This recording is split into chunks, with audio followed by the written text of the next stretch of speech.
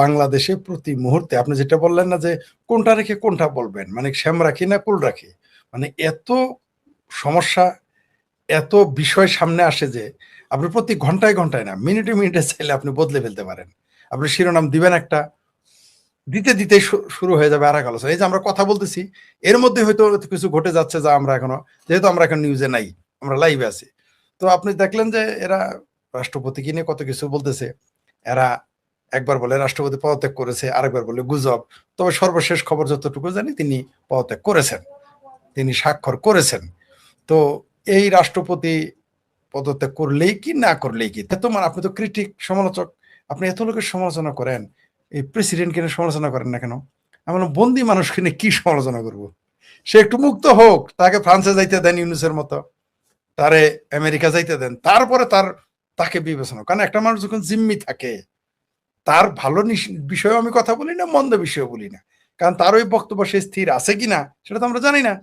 কারণ একটা মানুষ টোটালি জিম্মি, সে ছিল আওয়ামী লীগের মনোনীত প্রেসিডেন্ট, রাষ্ট্রপতি, তাকে এরা রেখে দিয়েছে, সারা জীবন বলে আসলেন জয় বাংলা, তারপর তিনি নিজে মুক্তিযোদ্ধা, ছাত্র জীবনে করছেন ছাত্রলীগ, সেই লোকটা যখন বলে জিয়া আমার নেতা, তারপর আওয়ামী লীগ হ্যান, আওয়ামী লীগ তেন, তো আমি ধরে নিলাম, অনেকে আবার বলছে উনি তো বেঈমান। হতে পারে, আবার উল্টাও তো হতে পারে যে তিনি জিম্মি। কারণ আমার পিছনে যদি, ঘাড়ের উপরে যদি কেউ দাও রাখে, আমার কি করার থাকবে? আমি যত বড় বীর হই না কেন, তিনি মুক্তিযোদ্ধা ছিলেন, তাকে একটু সুযোগ দিলে, দেওয়ার পরে, সরে যাওয়ার সুযোগ দেওয়ার পরে উনি যদি এই বক্তব্যে স্থির থাকেন, যা যা তিনি এখন বলছেন এই 18 মাসে, 22 মাসে, ইউনুসের 18 মাস আর ভাবির পোলাদের 18 মাস, ইউনুস সহ, আর বিএনপি জামাতের হলো 4 মাস, এই 22 মাস। এখন উনাকে একটু 22 দিন একটু হায়দরাবাদের বাসায় থাকতে দেন, আমার বাসায় থাকতে দেন, তারপরে উনি যদি ওই কথাই থাকেন, তখন আমি তাকে বেঈমান বলি না সেইমান বলি, কি বলি না না বলি, সেটা তখন তব দেখা যায়গা, তখন আমরা বলতে পারবো। কারণ এর আগে তো আমি বলতে পারতেছি না। উনি যদি এখন বেরোয় বলেন যে ভাই আমার জায়গায় তুমি হইলে কি করতা, আমার তো ঘরে বন্দুক রাখছিল, তাহলে আগে এর আমি গালিটা, যেমন ওয়াকার সম্পর্কে বলা যাইতে পারে যে সে বাটপার, সে বেঈমান। কেন? কারণ সে এখনো পাওয়ারে আছে এবং বিদেশে গেছে আসছে, এমন তো না যে সে বিদেশে গিয়ে, সে সমস্যায় বিদেশে গেছে চলে যেত, বা তিনি নিজেই তো সেনা প্রধান, তার ভয় কিসের? তিনি নিজেই তো তক্তা উল্টে দিতে পারেন। সুতরাং ওয়াকার সাহেবের ব্যাপারে কোনো আপত্তি নাই যে আপনি তার বেঈমান, তিনি সবার পাছার নিচে বন্দুক ধরতে পারেন, তারটা ধরতে পারবেন তার নিচে, কারণ বন্দুক তো একমাত্র তার কাছেই, তার পশ্চাৎ দেশে হোক আর ঘাড়ে হোক, বন্দুক তো তার কাছে। বন্দুক তো তারেক রহমানের কাছে নাই, বন্দুক তো জামাত আমিরের, বন্দুক তো চুপ্পু সাহেবের কাছে নাই, বন্দুক তার কাছে। বন্দুক কিন্তু শুধু যে চুপ্পু সাহেবের কাঁধে তা কিন্তু না, তারেক রহমানের কাঁধেও কিন্তু বন্দুক আছে, জামাতের কাঁধেও কিন্তু বন্দুক আছে, যতই কথাই বলেন।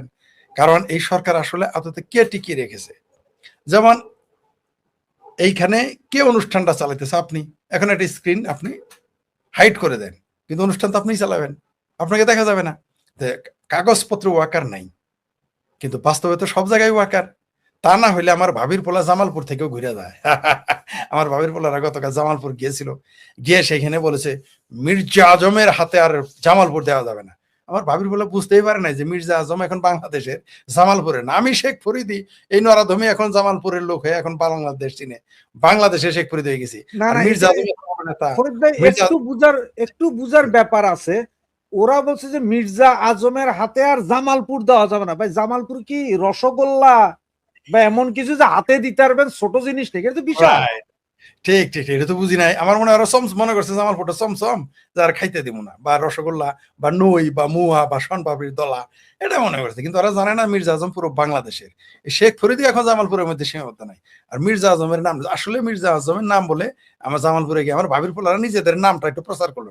ধর চিন্তা করে, এই যে আমি কথা বলতাম, ও যদি মির্জা আজম ভাইয়ের নামটা না নিত, তাহলে আমি ভাবির পোলাদের ঘটনা এখানে বলতাম, ওই জামালপুর ওর মতো কেসকি বান্দির পোলা গেলেই কি, আসলেই কি, না গেলেই কি, ওরকম বহু কেসকে বান্দির পোলা আসে, যায় আসে, এর কোনো ব্যাপার না।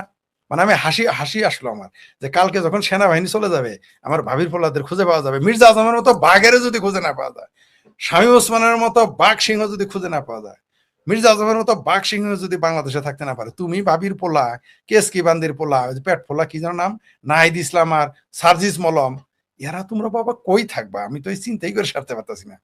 বরং আমার না এদের জন্য করুণা প্রকাশ করতে ইচ্ছা হয়, যে এরা চলে গেলে, আপনি বিশ্বাস করেন, আমি এখন আওয়ামী লীগের লোকজন ভাবি না, আমি ভাবি যারা 32 নম্বর ভেঙেছে, আর এই যে আমার ভাবির পোলারা, এদের কি পরিণতি হবে, এটা যখন আমি দিব্য চোখে দেখি আমার গা শিউরে ওঠে। এদের কি পরিণতি হবে? আওয়ামী লীগের যাওয়ার জায়গা আছে, এদের তো তাও নাই। কই যাবে এরা? পাকিস্তান যাবে না, আফগানিস্তান যাবে না, আমেরিকা ভিসা পাবে না, কারণ চাপা যতই মারুক আমেরিকা এদের নিবে না।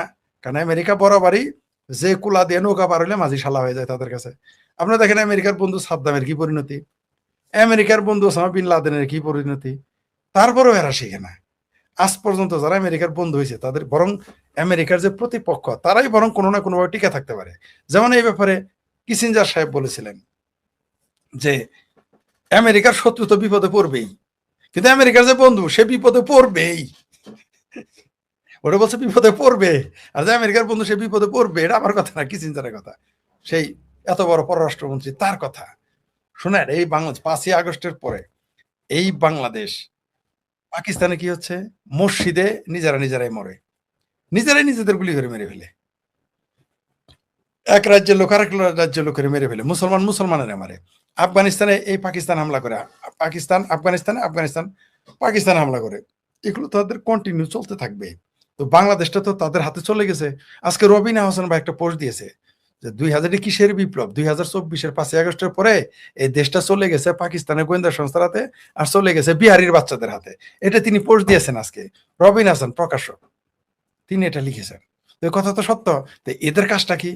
পাকিস্তানের সাথে যখন আপনি বন্ধুত্ব করবেন, আপনার যদি গাঁজাখোর বন্ধু থাকে, ইয়াবাখোর বন্ধু থাকে, সন্ত্রাসী বন্ধু থাকে, কাজ তো তাই করতে হবে, কিছু না কিছু তো আসবে, তাই না? তো আপনি দেখেন 25 কেজি না 25,000 কেজি মানে 25 টন পপি বীজ আপনি যদি আনতে পারেন বিমানে, তাহলে অন্যান্য জিনিস কি কি চলে আসছে। তারপর এখানে বসে ট্রেনিং দিচ্ছে, প্রায় 9টা নাকি 13টা জঙ্গি আস্তানা করে বাংলাদেশে জঙ্গিবাদের ট্রেনিং দেওয়া হচ্ছে। এগুলো ভারত সরকার ইউনূস সরকারকে জানিয়েছিল। তো এগুলো তো আপনি দেখেন মাদ্রাসায় উড়ে যায়। 2 দিন পর শুনি অমুক মাদ্রাসা বম দিয়ে উড়ে গেছে, কয়েক বিদ্যুৎ বিভ্রাট। আমরা জানি যে বিদ্যুৎ বিভ্রাট হলে কারেন্ট চলে যায়, কারেন্ট চলে গেলে জানি টেলিভিশন বন্ধ হয়, মানে সবকিছু বন্ধ হয়। আর এদের এনে দেখি বিদ্যুৎ বিভ্রাটে বাস্ট হয়, উড়ে যায়। মানে এখন তো মাদ্রাসাগুলো ট্রেনিং সেন্টার, মাদ্রাসার 2টা কাজে ব্যবহার হয় এখন।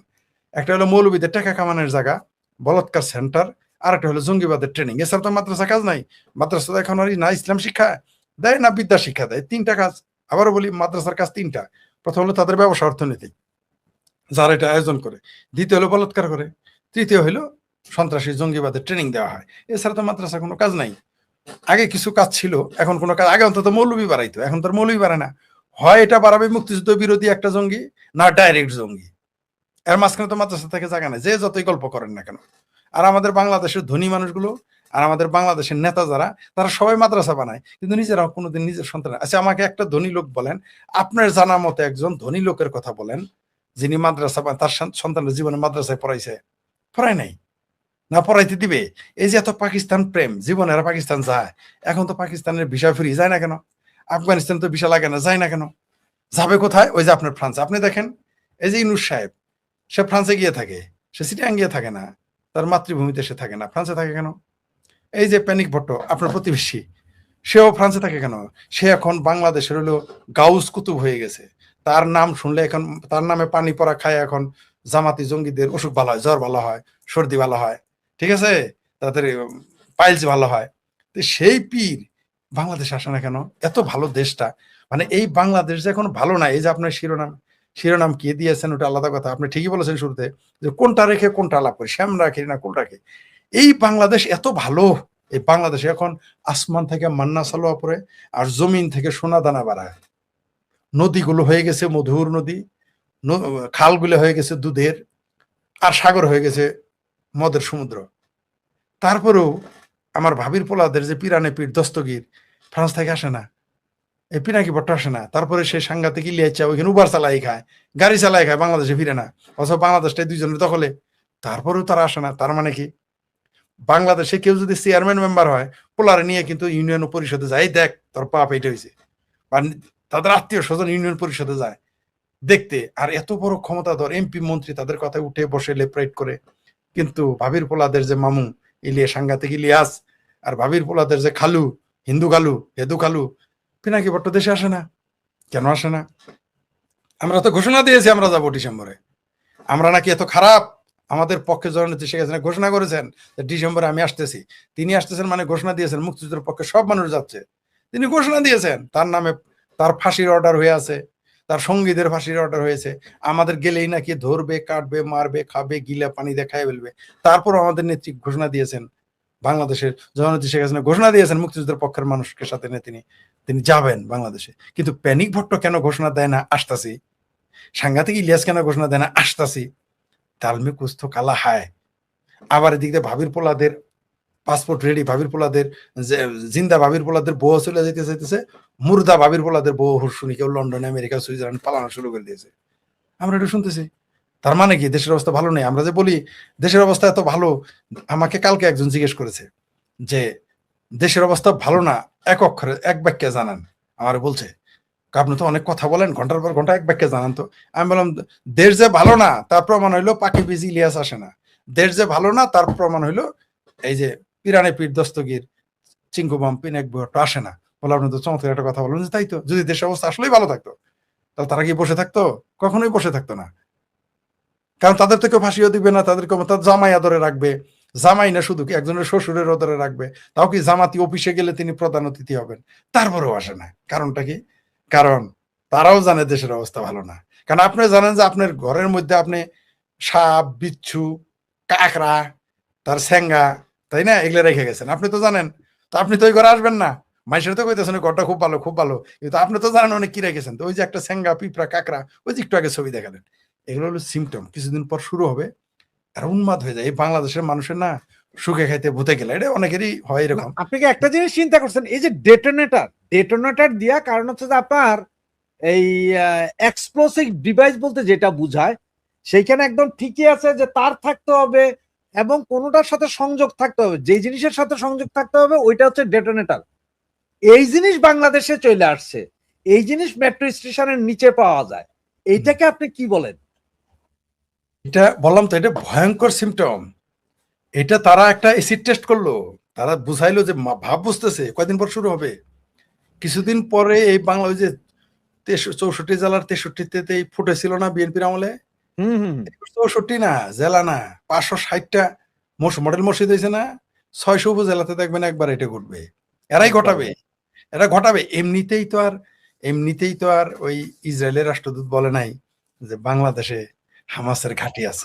কারণ হামাসিরা কিন্তু খালি, এটা তো আপনি জানেন। নাই, ওই গাজা পুরা খালি, কেউ নাই। তাহলে এরা এখন কই গেছে? বাংলাদেশে আসে নাই, তার গ্যারান্টি কি? এরা যে বাংলাদেশে আসে নাই, তার মধ্যে সরকার কি বলছে? ফিলিস্তিনিদের অনলাইন ভিসা কোনো বিরক্ত করা যাবে না, বলেছে কিনা? তো জি। তারা এখন কোথায় আইতেছে, কোথায় যাইতেছে আমরা কেমনে বলবো, কেমনে বুঝি? পাকিস্তানে জাহাজ বইরে বইরে আসতেছে না কিনা তার গ্যারান্টি কি? তবে এই বাংলাদেশটা আসলে অন্ধকারের মধ্যে চলে গেছে, অন্ধকারে ডুবে যাচ্ছে। এবং এটা এমন একটা অন্ধকার, যদি খুব দ্রুতই কেউ দেশের দায়িত্ব না নেয়, শেখ হাসিনা যদি ডিসেম্বরে না আসেন, তাহলে এই দেশটা পুরোপুরি অন্ধকারে চলে যাবে। এবং আমি মনে করি না যে এই দেশ